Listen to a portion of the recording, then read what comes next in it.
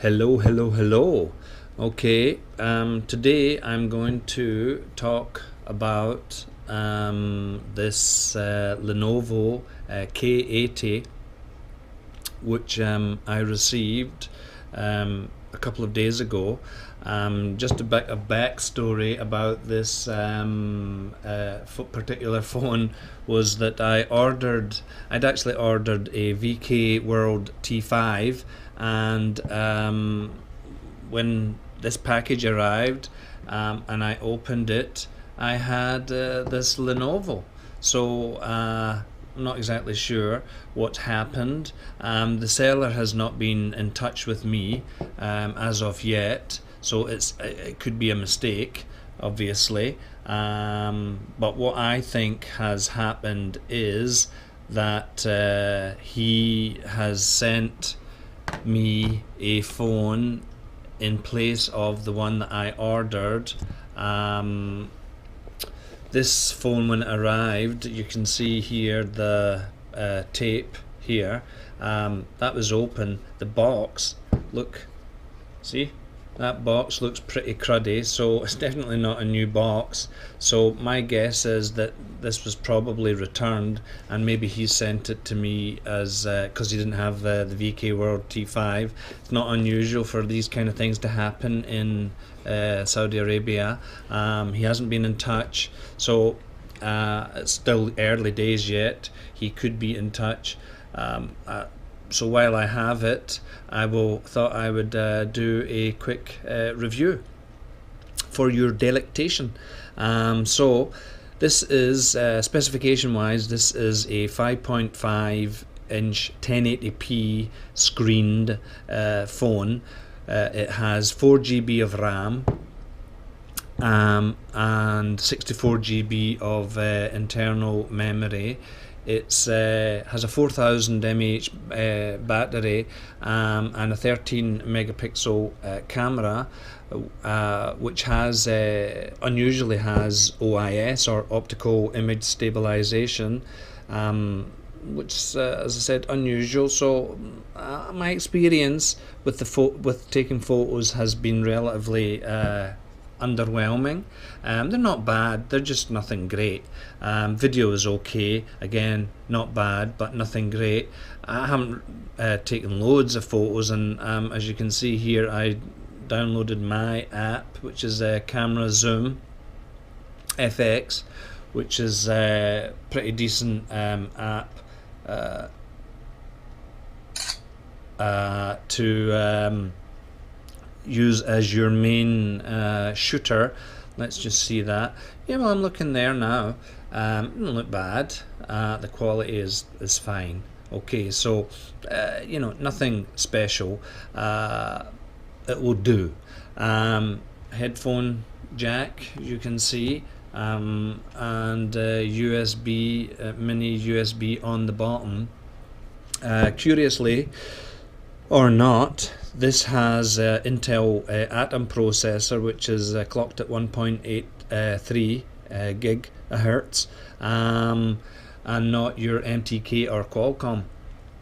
Now, some people have a bit of a thing about Intel Atom processors. I don't. I have a Lenovo Tab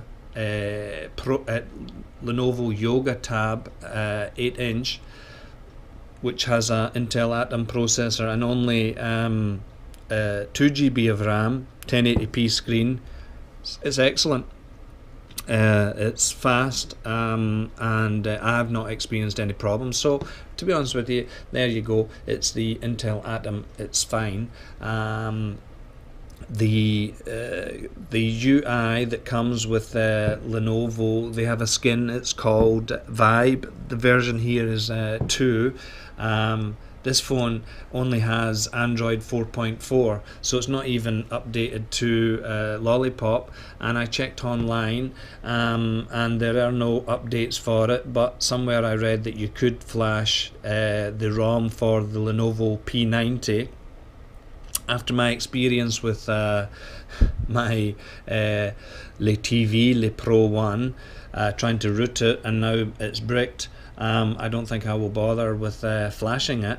What I did was I downloaded the it's Zen UI, which is ASUS launcher from the App Store or Google Play, and yep, it was this makes it more attractive to look at. The Vibe UI is incredibly boring. That's really all I can say about it. The sound from my trusty Jaybird X2 Bluetooth earphones, yep, they're pretty okay. Let's see, it's fine. It's nothing to tell your grandkids about, but the sound is okay. It did improve a bit when I plugged in my over-ear RHA headphones, and I'm just going to talk a wee bit about RHA, a Scottish company, so worth a shout out. They have a good selection of over-ear and in-ear headphones, and they have budget, mid level, and pretty expensive high spec earphones, etc., etc. Definitely worth your money if you're looking to get yourself a pair of wired phones of some sort. These ones, I think, if I can remember, were about £29 from Amazon at the time. I've had them probably over a year now. The sound from these really is brilliant. They're as good as any Beats ones that I've tried.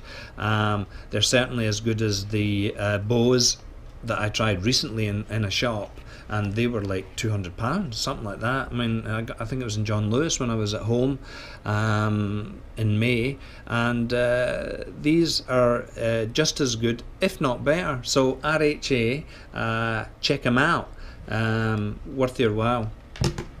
Okay, so I'm back to this phone. 64 GB of internal memory, yep, great, but it don't have SD card. It's only dual SIM, so I'm not sure what the logic is. Maybe they just thought that 64 GB was enough. I don't know why they couldn't have choice of dual SIM or one SIM and an SD card. It really would have made sense. But anyway, Lenovo, that's what they did. Oh, just knocked my camera there, sorry. Now the phone I saw on one of the websites, GearBest I think, was about $177. The phone looks really, really boring. Okay, there's really nothing in the way of aesthetics to recommend this. It is just a bar. The back here is like a rubbery feeling to it, so I suppose it's good for a grip. The saving grace is the screen. I think the screen is pretty good. Well, it's more than pretty good. Okay, that's the saving grace. The internal speaker is like mediocre at best, crap at worst. The phone just is nothing to write home about. The Intel processor on a day-to-day use, what I use it for, is fast enough. I haven't experienced any problems at all, so I wouldn't worry too much about that. I did try and benchmark with using Antutu, and 3 times I tried, 3 times it crashed, and the phone restarted. So I downloaded Quadrant from the App Store, and it ran, and it got a score of 17,500. So you're probably more of an expert than me. You judge that score. Certainly over the days that I have been using it, it's been fine.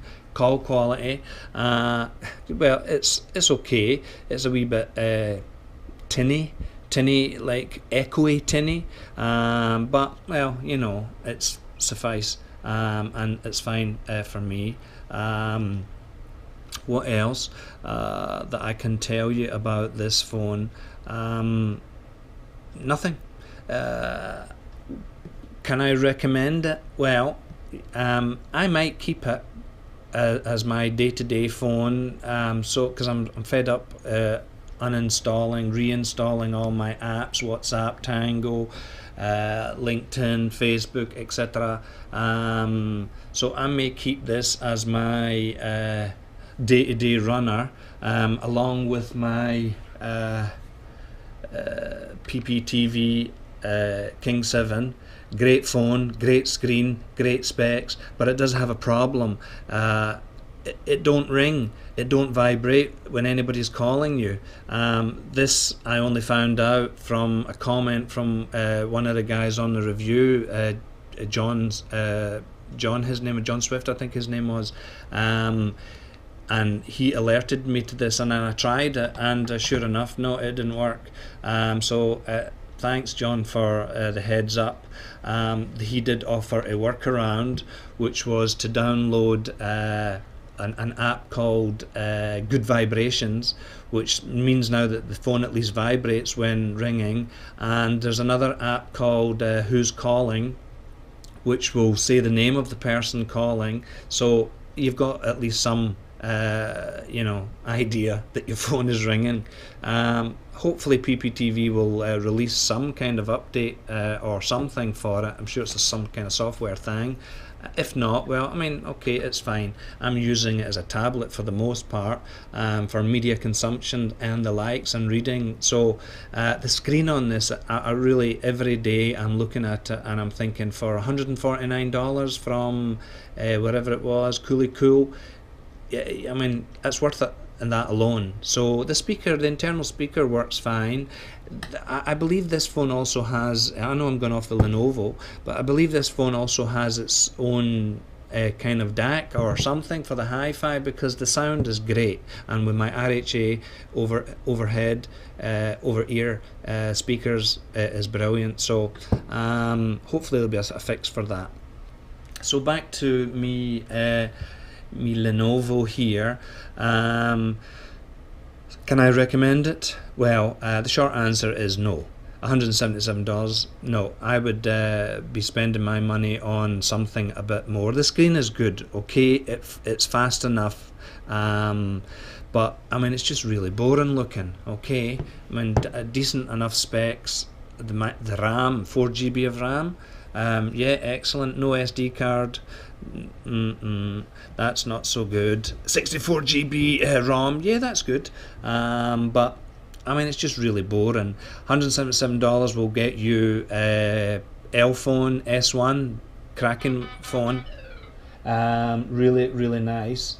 I don't know what that noise is. Something's weird. What